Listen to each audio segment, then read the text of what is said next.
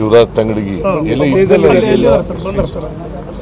ಸ್ಟೇಜಲ್ಲಿ ಮಾತಾಡ್ತಾರೆ ಹೇಳಪ್ಪ ಇನ್ನೇನು ಸರ್. ಈಗ ಚಿಕ್ಕೋಡಿಯಲ್ಲಿ ಮಾತಾಡಿದಂತ ರಾಜು ಕೋಳಿವಾಡ ಅನ್ನುವಂಥವ್ರು ಕೋಳಿವಾಡ ಅಂತ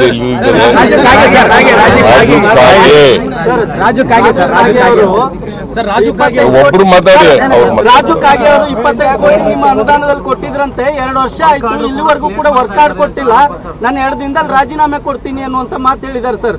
ಯಾರು? ರಾಜು ಕಾಗೆ ಅವರು. ಕರೆದು ಮಾತಾಡ್ತೀನಿ. ಏನ್ ಅನುದಾನ ಕೊಟ್ಟಿದ್ದಂತ? ನಿಮ್ಮ ವಿಶೇಷ ಅನುದಾನ ವಿಶೇಷ ಅನುದಾನ ಅಂತ ಇದೆಯಾ ಬಜೆಟ್ ನಲ್ಲಿ? ಸಿಎಂ ಅನುದಾನ ಸಿಎಂ ಅನುದಾನ ಅಂತ ಇದೆಯಾ? ಗೊತ್ತಿಲ್ಲ ಸರ್, ಅವ್ರು ಹೇಳಿದ್ದಾರೆ ಸರ್. ಹೇಳ್ತಾರಪ್ಪ, ನಾವು ಗ್ರಾಂಟ್ಸ್ ಕೊಡೋದ್ನೆಲ್ಲ ವಿಶೇಷ ಅನುದಾನ ಅಂತ ಕರೀತಾರೆ.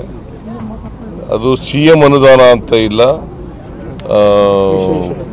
ವಿಶೇಷ ಅನುದಾನ ಕೊಡ್ಬೇಕಾದ್ರೆ ಕೊಡೋದ್ ಕಡೆ ಕೊಡ್ತೀವಿ ಅಷ್ಟೇ. 12 ಕೋಟಿ ಸಮುದಾಯ ಭವನಗಳಿಗೆ ಕೊಟ್ಟಂತ ಅನುದಾನಕ್ಕೆ ವರ್ಕ್ ಕಾರ್ಡ್ ಕೊಡ್ತಾ ಇಲ್ಲ, ಹಾಗಾಗಿ ನಾನು 2 ದಿನದಲ್ಲಿ ರಾಜೀನಾಮೆ ಕೊಡ್ತೀನಿ ಅಂತ ಹೇಳಿದ್ದಾರೆ ಸರ್. ನೋಡ್ರಿ, ಕರೆದು ಮಾತಾಡ್ತೀನಿ. ಶಾಸಕ ಬೇಳೂರು ಗೋಪಾಲಕೃಷ್ಣ ಅವರು ಶಿವರಾಜ್ ತಂಗಡಿಗಿ ಎಲ್ಲ ಸ್ಟೇಜಲ್ಲಿ ಮಾತಾಡ್ತಾರೆ ಹೇಳಪ್ಪ ಇನ್ನೇನು? ಸರ್. ಈಗ ಚಿಕ್ಕೋಡಿಯಲ್ಲಿ ಮಾತಾಡಿದಂತ ರಾಜು ಕೋಳಿವಾಡ ಅನ್ನುವಂಥವ್ರು ಕೋಳಿವಾಡ ಅಂತ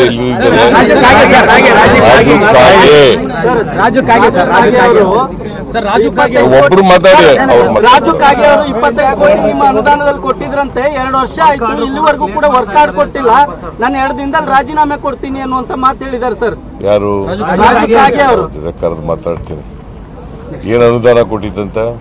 ನಿಮ್ಮ ವಿಶೇಷ ಅನುದಾನ ವಿಶೇಷ ಅನುದಾನ ಅಂತ ಇದೆಯಾ ಬಜೆಟ್ ನಲ್ಲಿ? ಸಿಎಂ ಅನುದಾನ ಅಂತ ಇದೆಯಾ? ಗೊತ್ತಿಲ್ಲ ಸರ್, ಅವ್ರು ಹೇಳಿದ್ದಾರೆ ಸರ್.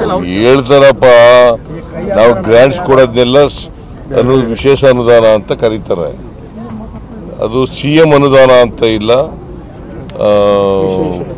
ವಿಶೇಷ ಅನುದಾನ ಕೊಡ್ಬೇಕಾದ್ರೆ ಕೊಡೋದ್ ಕಡೆ ಕೊಡ್ತೀವಿ ಅಷ್ಟೇ. 12 ಕೋಟಿ ಸಮುದಾಯ ಭವನಗಳಿಗೆ ಕೊಟ್ಟಂತ ಅನುದಾನಕ್ಕೆ ವರ್ಕ್ ಕಾರ್ಡ್ ಕೊಡ್ತಾ ಇಲ್ಲ, ಹಾಗಾಗಿ ನಾನು 2 ದಿನದಲ್ಲಿ ರಾಜೀನಾಮೆ ಕೊಡ್ತೀನಿ ಅಂತ ಹೇಳಿದ್ದಾರೆ ಸರ್.